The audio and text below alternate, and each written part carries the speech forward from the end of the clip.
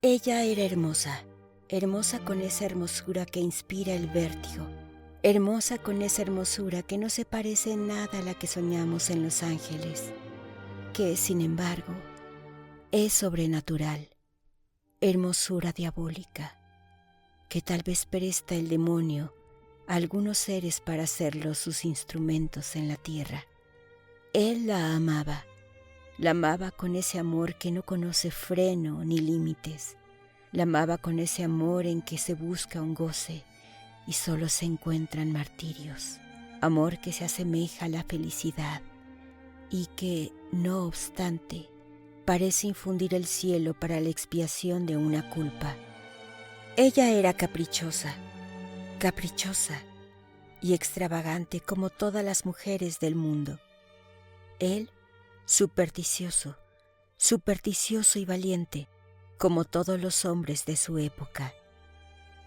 Ella se llamaba María Antúnez, él Pedro Alonso de Orellana. Los dos eran toledanos y los dos vivían en la misma ciudad que los vio nacer. La tradición que refiere esta maravillosa historia, acaecida hace muchos años, no dice nada más acerca de los personajes que fueron sus héroes. Yo, en mi calidad de cronista verídico, no añadiré ni una sola palabra de mi cosecha para caracterizarlos mejor. Él la encontró un día llorando y le preguntó: ¿por qué lloras? Ella se enjugó los ojos, le miró fijamente, arrojó un suspiro y volvió a llorar. Pedro entonces, acercándose a María, le tomó una mano, apoyó el codo en el pretil árabe desde donde la hermosa miraba pasar la corriente del río y tornó a decirle: ¿por qué lloras? El Tajo se retorcía gimiendo al pie del mirador entre las rocas sobre las que se asienta la ciudad imperial. El sol transponía los montes vecinos, la niebla de la tarde flotaba como un velo de gasa azul y solo el monótono ruido del agua interrumpía el alto silencio. María exclamó: no me preguntes por qué lloro, no me lo preguntes, pues ni yo sabré contestarte, ni tú comprenderme. Hay deseos que se ahogan en nuestra alma de mujer sin que los revele más que un suspiro, ideas locas que cruzan por nuestra imaginación sin que ose formularias el labio, fenómenos incomprensibles de nuestra naturaleza misteriosa que el hombre no puede ni aún concebir. Te lo ruego, no me preguntes la causa de mi dolor. Si te la revelase, ¿acaso te arrancaría una carcajada? Cuando estas palabras expiraron, ella tornó a inclinar la frente y él a reiterar sus preguntas. La hermosa, rompiendo al fin su obstinado silencio, dijo a su amante con voz sorda y entrecortada: tú lo quieres, es una locura que te hará reír, pero no importa, te lo diré, puesto que lo deseas. Ayer estuve en el templo. Se celebraba la fiesta de la Virgen. Su imagen, colocada en el altar mayor sobre el escabel de oro, resplandecía como un ascua de fuego. Las notas del órgano temblaban dilatándose de eco en eco por el ámbito de la iglesia, y en el coro los sacerdotes entonaban el Salve Regina. Yo rezaba absorta en mis pensamientos religiosos, cuando maquinalmente levanté la cabeza y mi vista se dirigió al altar. No sé por qué mis ojos se fijaron desde luego en la imagen. Digo mal, en la imagen no. Se fijaron en un objeto que hasta entonces no había visto. Un objeto que, sin poder explicármelo, llamaba sobre sí toda mi atención. No te rías. Aquel objeto era la jorca de oro que tiene la Madre de Dios en uno de los brazos en que descansa su divino Hijo. Yo aparté la vista y torné a rezar. Imposible. Mis ojos se volvían involuntariamente al mismo punto.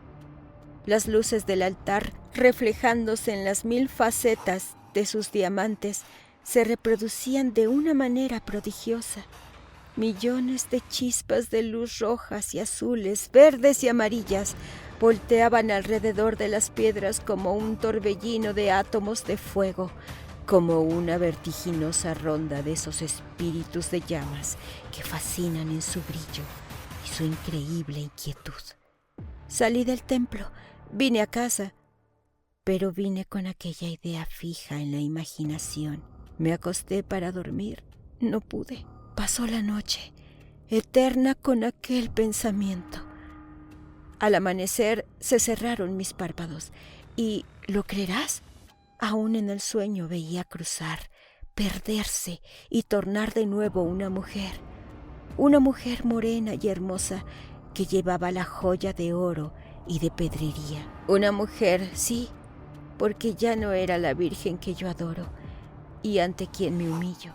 Era una mujer, otra mujer como yo, que me miraba y se reía mofándose de mí. ¿La ves?, parecía decirme, mostrándome la joya.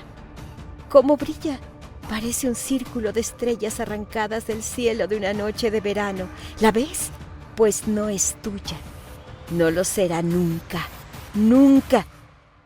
¿Tendrás acaso otras mejores, más ricas, si es posible? Pero esta que resplandece de un modo tan fantástico, tan fascinador, nunca, nunca.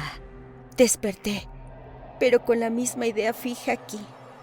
Entonces, como ahora, semejante a un clavo ardiendo, diabólica, incontrastable, inspirada sin duda por el mismo Satanás. ¿Y qué? ¿Callas? ¿Callas? ¿Y doblas la frente? ¿No te hace reír mi locura?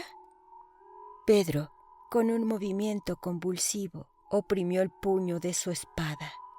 Levantó la cabeza, que en efecto había inclinado, y dijo con voz sorda: ¿Qué virgen tiene esa presea? La del sagrario, murmuró María.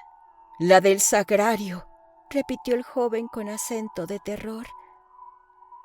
La del sagrario de la catedral. Y en sus facciones se retrató un instante el estado de su alma, espantada en una idea. ¡Ah! ¿Por qué no la posee otra virgen?, prosiguió con acento enérgico y apasionado. ¿Por qué no la tiene el arzobispo en su mitra, el rey en su corona o el diablo entre sus garras? Yo se la arrancaría por ti, aunque me costase la vida o la condenación. Pero a la Virgen del Sagrario, a nuestra patrona, yo que he nacido en Toledo, imposible, imposible. Nunca, murmuró María con voz casi imperceptible. Nunca, nunca. Y siguió llorando. Pedro fijó una mirada estúpida en la corriente del río, en la corriente que pasaba y pasaba sin cesar ante sus extraviados ojos, quebrándose al pie del mirador entre las rocas sobre las que se asienta la ciudad imperial. La Catedral de Toledo. Figuraos un bosque de gigantes palmeras de granito que al entrelazar sus ramas forman una bóveda colosal y magnífica, bajo la que se guarece y vive, con la vida que le ha prestado el genio, toda una creación de seres imaginarios y reales. Figuraos un caso incomprensible de sombra y luz, en donde se mezclan y confunden con las tinieblas de las naves de rayos de colores de las ojivas, donde lucha y se pierde con la oscuridad del santuario el fulgor de las lámparas. Figuraos un mundo de piedra, inmenso como el espíritu de nuestra religión, sombrío como sus tradiciones, enigmático como sus parábolas, y todavía no tendréis una idea remota de ese eterno monumento del entusiasmo y la fe de nuestros mayores, sobre el que los siglos han derramado a porfia el tesoro de sus creencias, de su inspiración y de sus artes. En su seno viven el silencio, la majestad, la poesía del misticismo y un santo horror que defiende en sus umbrales contra los pensamientos mundanos y las mezquinas pasiones de la tierra. La consunción material se alivia respirando el aire puro de las montañas. El ateísmo debe curarse respirando su atmósfera de fe. Pero sí grande, sí imponente se presenta la catedral a nuestros ojos a cualquier hora que se le penetra en su recinto misterioso y sagrado. Nunca produce una impresión tan profunda como en los días en que se despliega todas las galas de su pompa religiosa, en que sus tabernáculos se cubren de oro y pedrería, sus gradas de alfombra y sus pilares de tapices. Entonces, cuando arden despidiendo un torrente de luz en sus 1000 lámparas de plata, cuando se flota en el aire una nube de incienso, y las voces del coro y la armonía de los órganos y las campanas de la torre entremecen el edificio desde sus cimientos más profundos hasta las más altas agujas que lo coronan, entonces es cuando se comprende, al sentirla, la tremenda majestad de Dios que vive en él, y lo anima con su sopio y lo llena con el reflejo de su omnipotencia. El mismo día en que tuvo lugar la escena que acabamos de referir, se celebraba en la Catedral de Toledo el último de la magnífica octava de la Virgen. La fiesta religiosa había traído a ella una multitud inmensa de fieles, pero ya ésta se había dispersado en todas direcciones. Ya se habían apagado las luces de las capillas y el altar mayor, y las colosales puertas del templo habían rechinado sobre sus goznes para cerrarse detrás del último toledano, cuando de entre las sombras, y pálido, tan pálido como la estatua de la tumba en que se apoyó un instante mientras dominaba su emoción, se adelantó un hombre que vino deslizándose con el mayor sigilo hasta la verja del crucero. Ahí, la claridad de una lámpara permitía distinguir sus facciones. Era Pedro. ¿Qué había pasado entre los dos amantes para que se arrestara al fin a poner por obra una idea que solo al concebirla había erizado sus cabellos de horror? Nunca pudo saberse, pero él estaba allí, y estaba ahí para llevar a cabo su criminal propósito. En su mirada, inquieta, en el temblor de sus rodillas, en el sudor que corría en anchas gotas por su frente, llevaba escrito su pensamiento. La catedral estaba sola, completamente sola y sumergida en un silencio profundo. No obstante, de cuando en cuando se percibían como unos rumores confusos, chasquidos de madera tal vez, o murmullos de viento, o quién sabe, acaso ilusión de la fantasía que oye y ve y palpa en su exaltación lo que no existe. Pero la verdad era que ya cerca, ya lejos, ora a sus espaldas, ora a su lado mismo, sonaban como sollozos que se comprimen, como roce de telas que se arrastran, como rumor de pasos que van y vienen sin cesar. Pedro hizo un esfuerzo para seguir en su camino. Llegó a la verja y subió la primera grada de la capilla mayor. Alrededor de esta capilla están las tumbas de los reyes, cuyas imágenes de piedra con la mano en la empuñadura de la espada parecen velar noche y día por el santuario, a cuya sombra descansan todos por una eternidad. «Adelante», murmuró con voz baja, y quiso andar y no pudo. Parecía que sus pies se habían clavado en el pavimento. Bajó los ojos y sus cabellos se erizaron de horror. El suelo de la capilla lo formaban anchas y obscuras losas sepulcrales. Por un momento creyó que una mano fría y descarnada le sujetaba en aquel punto con una fuerza invencible. Las moribundas lámparas que brillaban en el fondo de las naves como estrellas perdidas entre las sombras oscilaron a su vista, y oscilaron las estatuas de los sepulcros y las imágenes del altar, y osciló el templo todo con sus arcadas de granito y sus machones de sillería. «¡Adelante!», volvió a exclamar Pedro como fuera de sí, y se acercó a Lara, y trepando por ella, subió hasta el escabel de la imagen. Todo alrededor suyo se revestía de formas quiméricas y horribles. Todo era tinieblas y luz dudosa, más imponente aún que la oscuridad. Solo la reina de los cielos, suavemente iluminada por una lámpara de oro, parecía sonreír tranquila, bondadosa y serena en medio de tanto horror. Sin embargo, aquella sonrisa muda e inmóvil que le tranquilizara un instante, concluyó por infundirle temor, un temor más extraño, más profundo que el que hasta entonces había sentido. Tornó empero a dominarse, cerró los ojos para no verla, extendió la mano con un movimiento convulsivo y arrancó la jorca de oro, piadosa ofrenda de un santo arzobispo.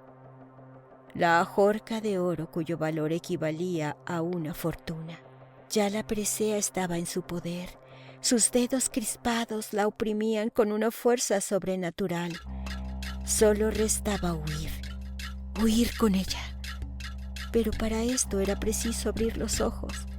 Y Pedro tenía miedo de ver la imagen, de ver los reyes de las sepulturas, los demonios de las cornisas, los endriagos de los capiteles, las fajas de sombras y los rayos de luz que, semejantes a blancos y gigantescos fantasmas, se movían lentamente en el fondo de las naves, pobladas de rumores temerosos y extraños. Al fin abrió los ojos, tendió una mirada y un grito agudo se escapó de sus labios. La catedral estaba llena de estatuas que, vestidas con luengos y no vistos ropajes, habían descendido de sus huecos y ocupaban todo el ámbito de la iglesia y le miraban con sus ojos sin pupila.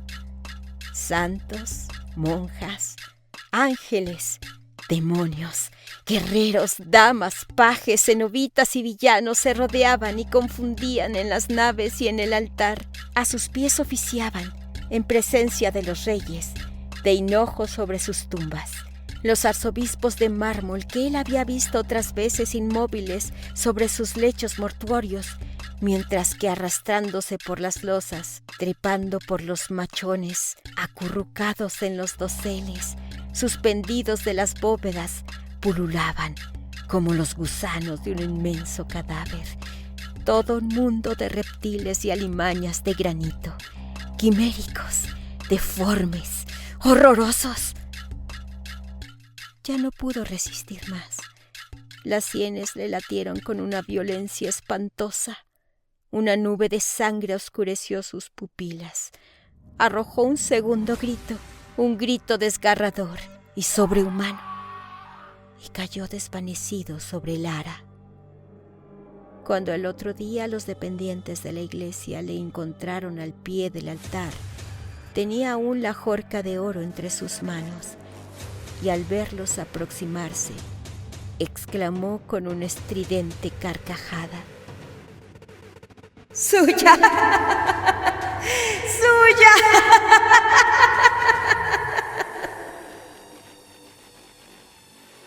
El infeliz estaba loco.